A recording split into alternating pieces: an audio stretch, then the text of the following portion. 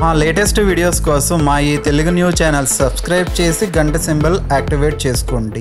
రేపు మంగళవారము అమావాస్య తర్వాత రోజు సాయంత్రం 4 నుండి 7 గంటల మధ్యలో ఒక నిమ్మకాయను ఈ ప్రదేశంలో పడవేయండి. చాలు, మీకు ఉండే అప్పులన్నీ కూడా తీరిపోతాయి. మీరే అప్పులు ఇచ్చే స్థాయికి వెళ్తారు. మీ డబ్బు సమస్యలన్నీ కూడా తొలగిపోతాయి. మీరు కోటీశ్వరులు అవుతారు. మీ ఇంట్లో ఉండే దరిద్ర బాధలన్నీ కూడా దూరమైపోయి మీరు పట్టిందల్లా బంగారం అవుతుంది. ఆషాఢ మంగళవారం రోజు ఒక్కో నిమ్మకాయతో ఈ పరిహారం చేస్తే చాలు, అద్భుతమైన ఫలితం వస్తుంది. మీ జీవితం మారిపోతుంది. మీరు ఎదుర్కొంటున్న సమస్యల నుండి మీరు సులభంగా బయటకు రాగలుగుతారు. ఈ రోజుల్లో చాలామంది అప్పుల బాధల వలన ఎంతో ఇబ్బంది పడిపోతూ ఉన్నారు. చిన్న అప్పు చేసినా పెద్ద అప్పు చేసినా అప్పు అప్పే. పేదవారు ఒక 1000 రూపాయలు అప్పు చేసినా అది వారికి పెద్ద భారంగానే ఉంటుంది. కోటీశ్వర్లకు 1000 రూపాయలు అనేది పెద్ద అప్పులాగా అనిపించదు. కానీ కోటీశ్వర్లు కూడా కోట్లల్లో అప్పులు చేస్తూ ఉంటారు. ఆ అప్పులు తీర్చడానికే ఎంతో కష్టపడిపోతూ ఉంటారు. ఇలా పేదవారికి మరియు ధనవంతులకు అప్పులు అందరికీ ఉంటాయి. ఈ అప్పుల వలన ప్రతి మనిషి కూడా ఎన్నో ఇబ్బందులను, అవమానాలను ఎదుర్కొంటూ ఉంటాడు.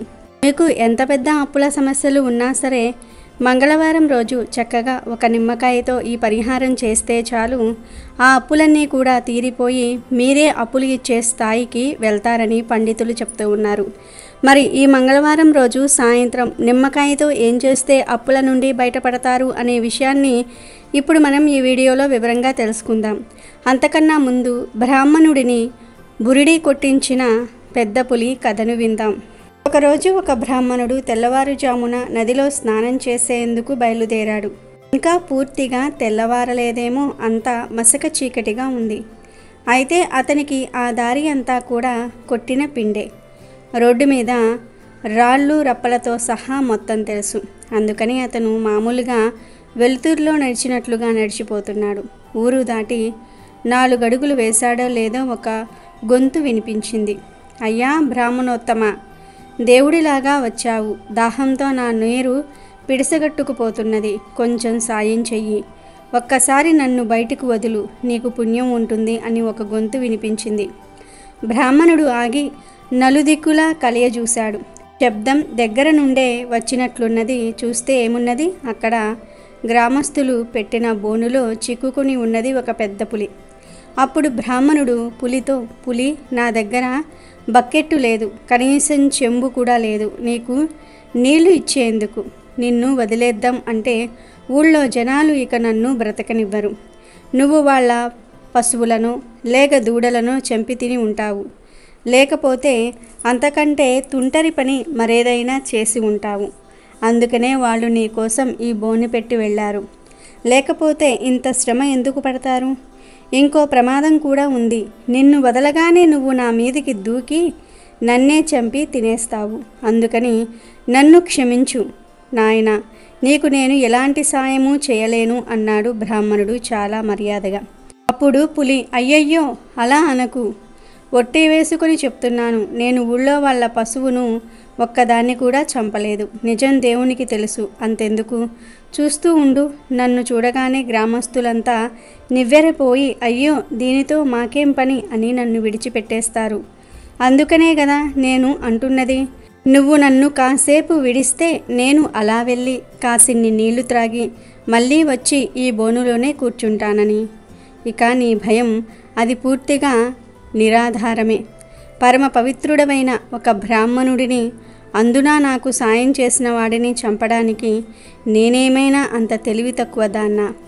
నా అంతరాత్మ మీద ప్రమాణం చేసి చెప్తున్నాను, నేను నీకు ఎలాంటి అపకారమూ చేయను. నన్ను కాపాడు. నీది జాలిగుండె. నీ కళ్ళ ముందే ఒక మూగ ప్రాణి నిష్కారణంగా దాహంతో చచ్చిపోతే నీ ఆత్మ క్షోభించదా?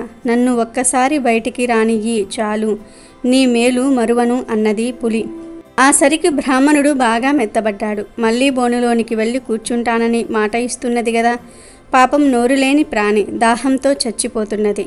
కాసింత సాయం చేస్తాను. కష్టాల్లో ఉన్న ప్రాణులకు సాయం చేయాలని శాస్త్రం కూడా చెప్తున్నది అనుకుని అతను వెళ్ళి మెల్లగా బోను తలుపుకున్న గడియ తీశాడు. అంతే, మరుక్షణం ధడేల్మని తలుపును నెట్టుకుని బయటకు దూకింది పులి.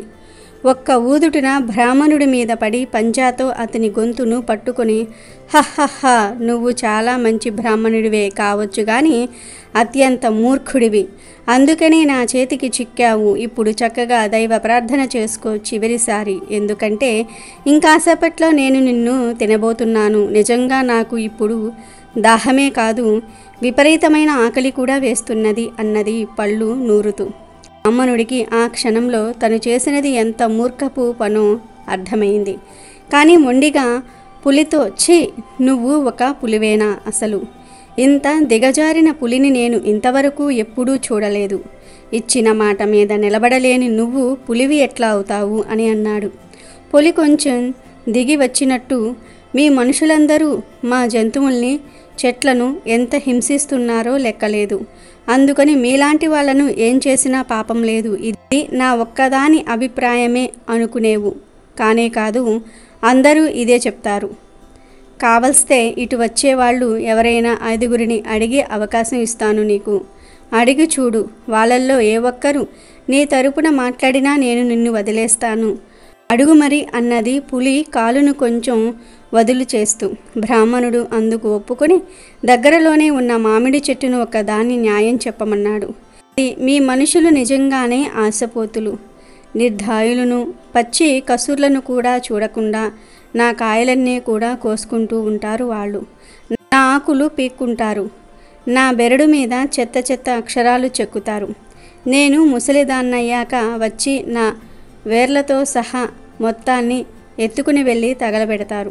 ఈ మనుషులకు అసలు కృతజ్ఞత అనేదే లేదు. వాళ్ళను ఏం చేసినా తప్పులేదు. వాళ్ళ ప్రవర్తన అంత నీచం నిజంగా అన్నది. మామిడి చెట్టు అలా అనటంతో బ్రాహ్మణుడి ముఖం వాడిపోయింది. ఈసారి అతను ఆ దారి వెంట కుంటుకుంటూ పోతున్న ఎద్దును ఒకదాన్ని పిలిచి న్యాయం చెప్పమన్నాడు. అప్పుడు ఎద్దు, మనుషులకు అస్సలు జాలి అనేదే లేదు. పూర్తిగా స్వార్థపరులు వాళ్ళు. నా జీవితమంతా వాళ్ళు నా చేత ఊడిగం చేయించుకున్నారు. అలసిపోయి ఏ కొంచెం ఆగినా నన్ను తిట్టారు, కొట్టారు. ఇంకా ఇంకా పని చేయించుకుంటూనే పోయారు. నేను ముసలిదాన్ని అయ్యాక నా కాలల్లో బలం తగ్గి కుంటిదాన్నయ్యాక నన్ను తన్ని తగలేశారు. మనుషుల గురించి చెప్పేందుకు నా దగ్గర ఒక్క మంచి మాట కూడా లేదు అన్నదది. ఆ తర్వాత బ్రాహ్మణుడు అటే వస్తున్న ఓ ముసలి ఆవును అడిగాడు ఆశగా. అది కూడా మనుషుల్ని బాగా తిట్టింది. వాళ్ళను ఏం చేసినా తప్పులేదు అన్నది. అంతలో ఒక గాడిద వచ్చిందక్కడికి గెంతుకుంటూ. ఎందుకంటే దాని ముందరి కాళ్ళు రెండిటిని కట్టేసి పెట్టాడు దాని యజమాని. ఇక అది మనుషుల గురించి ఏం చెప్తుందో ఎవరైనా ఊహించుకోవచ్చు. బ్రాహ్మణుడు ఇంకా తటపటాయిస్తూ ఉండగానే పులి దాన్ని పిలిచి అడిగేసింది. మనుషుల కోసం దాని దగ్గర ఒక మెప్పుకోలు కూడా లేదు. మనుషులు ఎంత క్రూరులో ఎకరువు పెట్టిందది. బ్రాహ్మణుడిని చూసి, ఇప్పుడేమంటావు నువ్వు? మీ మనుషులు మా పట్ల ఎంత నిర్దాక్ష్యం చూపిస్తున్నారో అర్థమైంది కదా. ఇక నేను నిన్ను తినవచ్చునా అన్నది. అంతలోనే తడుముకుంటూ వెళ్తున్న ముసలి నక్క ఒకటి దాన్ని కంటపడింది. సరే, నేను నీకు ఇంకో అవకాశం కూడా ఇచ్చేస్తాను. 5వ సాక్షి ఇటే వస్తున్నది. దాన్ని అడిగేస్తే నీ పని అయిపోతుంది. అడిగే దాన్ని అన్నది తొందర పెడుతూ. అప్పుడు బ్రాహ్మణుడి ఆశలన్నీ కూడా అడుగంటిపోయాయి. అయినా ఏం చేయగలడు పాపం. ఇదే చివరి అవకాశమాయే. నక్కని దగ్గరికి రమ్మని అరిచింది పులి. నక్క వచ్చింది, అడుగులో అడుగు వేసుకుంటూ. ముసలితనం వల్ల దానికి కళ్ళు సరిగ్గా కనిపించటం లేదు. అయినా అది చాలా తెలివైనది. పరిస్థితినంతా కూడా క్షణంలో ఆకలింపు చేసుకున్నది. మనిషి తరపున ఏం కొంచెం మాట్లాడినా పులికి కోపం వస్తుంది. అందుకని ఎవరికీ అసలు నిజం చెప్పే అవకాశం లేనే లేదు.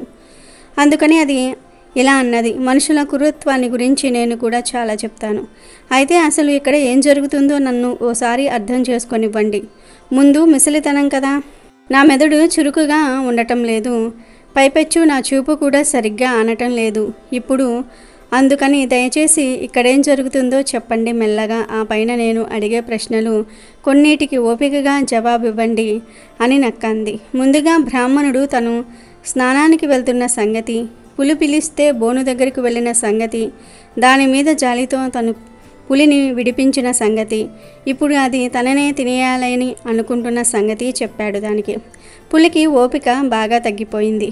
అది మొరటుగా పళ్ళు నూరుతూ, ఇంకా చెప్పే అల్లుడు మనుషులంటే నీకు ఎంత అసహ్యమో త్వరగా చెప్పేయి, నాకు చాలా ఆకలిగా ఉంది అంటూ నక్కను తొందరపెట్టింది.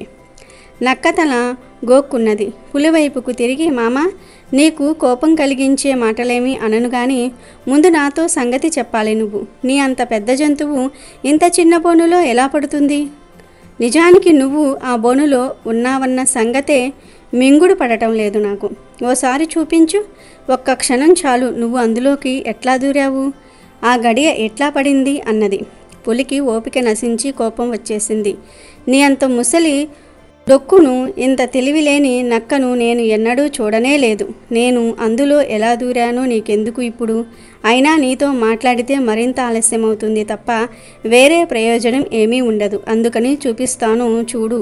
బోను తలుపు తెరిచి ఉన్నది కదా, ఇట్లాగా నేను ఇట్లా వెళ్ళాను లోపలికి అని చటుక్కున బోనులోనికి దూరింది. ఇంకా దాని మాటలు పూర్తవగానే బోను తలుపు మూసుకుపోయింది. గడియ పడిపోయింది. మాటలన్నీ గొంతుకు అడ్డం పడటంతో పులి కాస్త బెత్తరపోయింది. నక్క నవ్వుతూ బ్రాహ్మణుడి వైపుకు తిరిగి, ఇప్పుడు పో స్వామి, నువ్వు పోయి నీ స్నానం కానివ్వు అన్నది. బ్రాహ్మణుడు నక్కకు ధన్యవాదాలు అర్పించుకుంటూ బ్రతుకు జీవుడా అని పరుగు పెట్టాడు. వీడియోలోకి వస్తే, అప్పులకు సంబంధించిన ఎటువంటి పరిహారాలను అయినా సరే మంగళవారం రోజు చేసుకుంటే చాలా అద్భుతమైన ఫలితాలు కలుగుతాయి. కనుక ఈ మంగళవారం రోజు తప్పక ఈ నిమ్మకాయ పరిహారం చేసి చూడండి. చాలా మంచి ఫలితాలు వస్తాయి. నిమ్మకాయలకు మన అప్పులను, మన కష్టాలను తొలగించే శక్తి ఉంది. అంతేకాదు నెగిటివ్ ఎనర్జీని, దృష్టిని తొలగించే శక్తి కూడా ఉంది. అందుకే పరిహార శాస్త్రంలో నిమ్మకాయకు ఎంతో ప్రాధాన్యతను ఇచ్చారు. ఇటువంటి శక్తులు కలిగిన నిమ్మకాయతో ఈ పరిహారం చేసుకున్నాం కనుక దరిద్ర బాధలు, అప్పుల బాధలు, సమస్యలు పోతాయి. అసలు ఏం చేయాలి అంటే ఏమీ లేదు. ఈ మంగళవారం రోజు సాయంత్రం 4 నుండి 7 గంటల మధ్యలో ఒక మంచి నిమ్మకాయను తీసుకోండి. అంటే మచ్చలు లేకుండా ఫ్రెష్గా ఉన్న నిమ్మకాయలను తీసుకోండి. ఈ పరిహారాన్ని ఖచ్చితంగా సాయంత్రం 4 నుండి 7 గంటల మధ్యలో మాత్రమే చేయాలి. వేరే టైంలో చేయకూడదు. ముందుగా అయితే నిమ్మకాయను తీసుకొని దానిని అడ్డంగా 2 ముక్కలుగా కట్ చేయండి. తర్వాత 6 యాలకులను తీసుకోండి. ఆ 6 యాలకులను నిమ్మకాయ మధ్యలో గుచ్చేయండి. అంటే ఒక్కో నిమ్మకాయ మీద 3 యాలకులు గుచ్చి ఆ తర్వాత ఈ 2 నిమ్మకాయ ముక్కలకు సాంబ్రాణి ధూపం చూపించండి. ఇప్పుడు ఈ 2 నిమ్మకాయ ముక్కలను 2 చేతుల్లో పట్టుకొని మీ పూజ గదిలో ఇష్టదైవం ఫోటో ముందు నిలబడండి. దేవుడా, నాకు బాగా అప్పుల సమస్యలు ఉన్నాయి. అప్పుల వాళ్ళు ఇబ్బంది పెడుతూ ఉన్నారు. నా అప్పులు తీరేలాగా చూడు దేవుడా. నేను కూడా అందరిలాగా సంతోషంగా ఉండేలాగా చూడు దేవుడా. కుదిరితే నేను కూడా అప్పులిచ్చే స్థాయికి ఎదిగేలాగా చూడు దేవుడా అని మీ సంకల్పం చెప్పుకోండి. తరువాత ఈ 2 నిమ్మకాయ ముక్కలను తీసుకుని వెళ్ళి 2-3 రోడ్లు కలిసే చోట పడవేయండి. ఎవరికంటా పడకుండా పడవేయండి. ఇలా మొత్తం 3 మంగళవారాలు వరుసగా చేస్తే ఖచ్చితంగా మీకు ఉన్న అప్పులు తీరిపోతాయి. కాబట్టి మీరు కూడా మంగళవారం రోజు సాయంత్రం నిమ్మకాయతో ఈ పరిహారం చేసి అప్పుల బాధల నుండి బయటపడి ఆనందంగా జీవించండి. మంగళవారం రోజున మీ ఇంటి గుమ్మం దగ్గర ఈ రెండింటిని నీళ్ళల్లో కలిపి చల్లితే మీకు కుబేరుని అనుగ్రహం లభిస్తుంది. డబ్బుకు అధిపతి అయిన కుబేరుడు మిమ్మల్ని అనుగ్రహించి మీకు కష్టాలు లేకుండా చేస్తారు. కుబేరుని వద్ద లక్ష్మీదేవి తాండవం చేస్తుంది. ముల్లోకాలలో అధిక సంపదను కలిగి ఉన్నవారు కుబేరుడు. కలియుగ ప్రత్యక్ష దైవమైనటువంటి ఆ గోవిందస్వామి వారికే అప్పు ఇచ్చాడు అంటే కుబేరుడు ఎంత ధనవంతుడో మనకు అర్థమవుతుంది. మరి అంతటి ధనవంతుడైనటువంటి కుబేరుని అనుగ్రహం మనకు కలగాలి అంటే మంగళవారం గుమ్మం దగ్గర చల్లే నీటిలో ఈ 2 పదార్థాలను కలపండి. ఈ 2 పదార్థాలు గుమ్మం వద్ద చల్లితే కుబేరుడు మీ ఇంటికి ఆకర్షితుడై మీ ఇంటిలో తిష్ట వేసుకుని కూర్చుంటాడు. మీకు సిరి సంపదలను ప్రసాదిస్తారు. అష్టైశ్వర్యాలతో మీ ఇల్లు కలకలలాడిపోతుంది. ఈ ప్రపంచాన్ని శాసించేది డబ్బే. డబ్బు ఎవరి దగ్గర ఎక్కువగా ఉంటే వారి వద్ద జనాలు ఈగలులాగా ఉంటారు. డబ్బు మనలను, మన జీవితాలను శాసిస్తుంది. ఆర్థిక సమస్యలు, అప్పుల బాధలు, మొండి బాకీలు రాకపోవటం వంటి సమస్యలు ఉన్నవారు మంగళవారం ఈ 2 వస్తువులను నీళ్ళల్లో కలిపి మీ ఇంటి గుమ్మం వద్ద చల్లండి. మూసుకుపోయిన మీ ధన ద్వారాలు తెరుచుకునేలాగా చేయండి. మరి ఆ 2 వస్తువులు ఏమిటి, కుబేరుణ్ణి ఎలా అనుగ్రహింపజేసుకోవాలో ఇప్పుడు మనం ఈ వీడియోలో తెలుసుకుందాము. మన హిందువులు సింహద్వారాన్ని ఎంతో పవిత్రంగా భావిస్తారు. గుమ్మానికంటూ ప్రత్యేకంగా పూజలు చేస్తూ ఉంటారు. మనం గుమ్మానికి ఇచ్చే ప్రాధాన్యత వల్లే మన దగ్గర సిరి సంపదలు నిలుస్తాయి. ఇంట్లోకి మంచి ప్రవేశించాలన్నా చెడు ప్రవేశించాలన్నా ప్రధాన ప్రదేశం ఇంటి గుమ్మం. గుమ్మం దగ్గర మనం తెలిసి తెలియక చేసే తప్పుల వల్ల మన ఇంటిలో సంపద కరిగిపోతుంది, లక్ష్మీదేవి వెళ్ళిపోతుంది. గుమ్మంలో లక్ష్మీనారాయణులు కొలువై ఉంటారు. కాబట్టి గుమ్మాన్ని ఎప్పుడూ కూడా కాళ్ళతో తొక్కకూడదు, గుమ్మంపై కాళ్ళు వేయకూడదు, గుమ్మానికి ఎదురుగా చెప్పులు విడవకూడదు. అలాగే గుమ్మానికి చెప్పులను ఎప్పుడూ కూడా ఆనించి ఉంచకూడదు. గుమ్మంపై అంటే గడపపై ఎప్పుడూ కూడా పువ్వులను ఉంచాలి. ప్రతిరోజు గుమ్మానికి బొట్లు పెట్టలేని వారు కనీసం సింహద్వారం గడపపై పువ్వులను ఉంచాలి. గుమ్మంపై లేదా గుమ్మం దగ్గర చిన్న ముగ్గు అయినా సరే వేసి ఉంచాలి. ఇక మంగళవారం రోజున కూడా ఇల్లు గుమ్మాలు శుభ్రం చేసుకొని పూజ చేసి ఒక రాగి చెంబుని తీసుకుని దానిని కడిగి బొట్లను పెట్టుకోవాలి. అందులో మంచినీళ్లు పోయాలి. పోసి లక్ష్మీదేవి పటం ముందు ఉంచి, ఒకవేళ మీ పూజ గదిలో కుబేరుని ఫోటో ఉంటే ఆ ఫోటో ముందు ఆ రాగి చెంబును ఉంచాలి. ఇక అందులో ఈ 2 వస్తువులు కలపాలి. ఆ వస్తువులు ఏమిటో తెలుసుకునే ముందు ఫ్రెండ్స్, మాది ఒక చిన్న రిక్వెస్ట్. మీకు ఈ వీడియో నచ్చితే లైక్ చేసి షేర్ చేయండి. అలాగే మా ఛానల్ని కూడా సబ్స్క్రైబ్ చేసుకోండి. ఇక ఆ 2 వస్తువులు, ఒక వస్తువు కుబేర పచ్చ కుంకుమ. కుబేర పచ్చ కుంకుమ అంటే చాలామందికి అంతగా తెలియదు. మన భారతీయ సంస్కృతిలో పసుపు కుంకుమలకు ఎంతో విశిష్టత ఉంది. అలాగే కుంకుమలలో చాలా రకాలు ఉన్నాయి. అందులో మనకు తెలిసినవి ఎర్ర కుంకుమ, సింధూరము, మీనాక్షి కుంకుమ. వీటిల్లో ఆకుపచ్చ కుంకుమ కూడా ఉంది. ఇది కూడా ఒక రకమైన కుంకుమనే. ఈ కుంకుమను ధరిస్తే కుబేరుని అనుగ్రహం ఖచ్చితంగా ఉంటుంది. కుబేరునికి ఆకుపచ్చ కుంకుమ అంటే చాలా ఇష్టం. కుబేరునికి ఈ కుంకుమ చాలా ప్రీతికరమైనది. మీపై ఆ కుబేరుని అనుగ్రహం ఎల్లప్పుడూ ఉండాలి అంటే వారానికి ఒక్కసారి అయినా సరే కుబేరునికి ఆకుపచ్చ కుంకుమను సమర్పించండి. ఆకుపచ్చ కుంకుమను కుబేరునికి సమర్పిస్తే మీకు ఆర్థిక సమస్యలే ఉండవు. ఆకుపచ్చ రంగు కుంకుమను ధరిస్తే ధనలక్ష్మి అనుగ్రహం కూడా మీకు కలుగుతుంది. ఈ పచ్చరంగు కుంకుమ పూజా స్టోర్స్లో లభిస్తుంది. ఐశ్వర్యాన్ని ప్రసాదించే ఈ పచ్చరంగు కుంకుమను లక్ష్మీదేవి పటం వద్ద పెట్టి రాగి చెంబులో కలపాలి. మాకు ఆర్థిక సమస్యలు ఎక్కువగా ఉన్నాయి, డబ్బు మా వద్ద నిలవటం లేదు అనుకునేవారు కుబేర పచ్చ కుంకుమను నీళ్ళలో కలపండి. మాకు కష్టాలు ఎక్కువగా ఉన్నాయి, ఇంటిలో ఏదో ఒక సమస్య వస్తుంది, నరదృష్టి ఎక్కువగా ఉంది అనేవారు ఆ నీళ్ళల్లో ఎర్ర కుంకుమను కలపండి. ఎర్ర కుంకుమ నీళ్లు చెడును మీ ఇంట్లోకి రాకుండా చేస్తాయి. ఎర్ర కుంకుమ నీళ్లు ఎంతో శక్తి కలిగి ఉంటాయి. పూర్వం నుండి ఎర్ర నీళ్లను ఎన్నో రకాలుగా వాడుతూ ఉంటారు.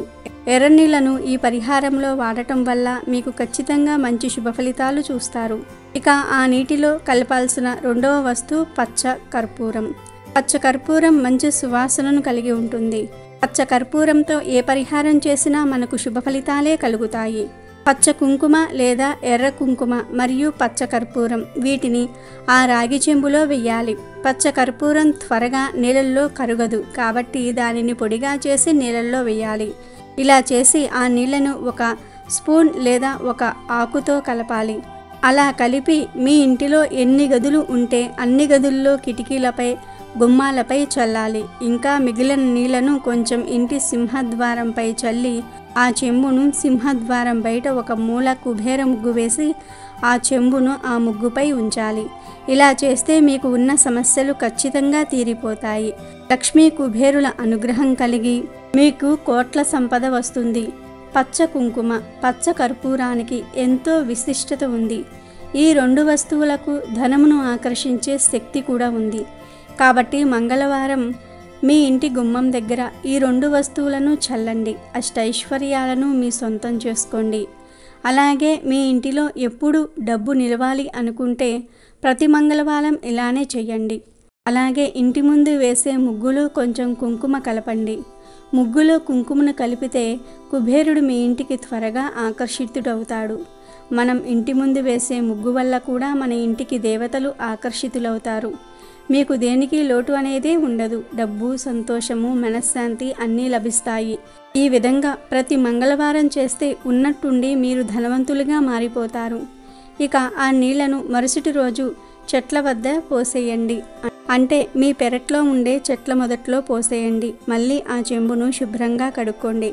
ఇలా చేస్తే మీకు ఉన్న దరిద్రమంతా కూడా పోయి అదృష్టవంతులుగా మారుతారు. మంగళవారం రోజున మీ ఇంటి గుమ్మం దగ్గర ఈ రెండింటిని నీళ్ళల్లో కలిపి చల్లితే మీకు కుబేరుని అనుగ్రహం లభిస్తుంది. డబ్బుకు అధిపతి అయిన కుబేరుడు మిమ్మల్ని అనుగ్రహించి మీకు కష్టాలు లేకుండా చేస్తారు. ఈ 2 పదార్థాలు గుమ్మం వద్ద చల్లితే కుబేరుడు మీ ఇంటికి ఆకర్షితుడై మీ ఇంటిలో తిష్ట వేసుకుని కూర్చుంటాడు. మీకు సిరి సంపదలను ప్రసాదిస్తారు. అష్టైశ్వర్యాలతో మీ ఇల్లు కలకలలాడిపోతుంది. మరి మీకు డబ్బు సమస్యలు, కుటుంబ సమస్యలు ఉంటే మంగళవారం రోజున ఇంటి గుమ్మం దగ్గర ఈ 2 కలిపి చల్లండి. మంగళవారం మంచి తిథి కలిసిన రోజున ఈ పరిహారం చేస్తే ఎంతో ప్రయోజనం కలుగుతుంది. ఆ పరిహారానికి ఫలితం అనేది వెంటనే కలుగుతుంది. మీ సమస్యలను దూరం చేసుకోవడానికి మీకు ఇది చాలా చక్కటి ఉపాయం. ఈ పరిహారాన్ని అందరూ చేసి సిరి సంపదలను, సకల శుభాలను మీ సొంతం చేసుకుని ఆనందంగా జీవించండి. అమెజాన్లో బెస్ట్ డిస్కౌంట్స్ కోసం వీడియో డిస్క్రిప్షన్లో లింకు ఉంది, చూడండి. అలాగే మా టెలిగ్రామ్ ఛానల్ సబ్స్క్రైబ్ చేసుకోండి.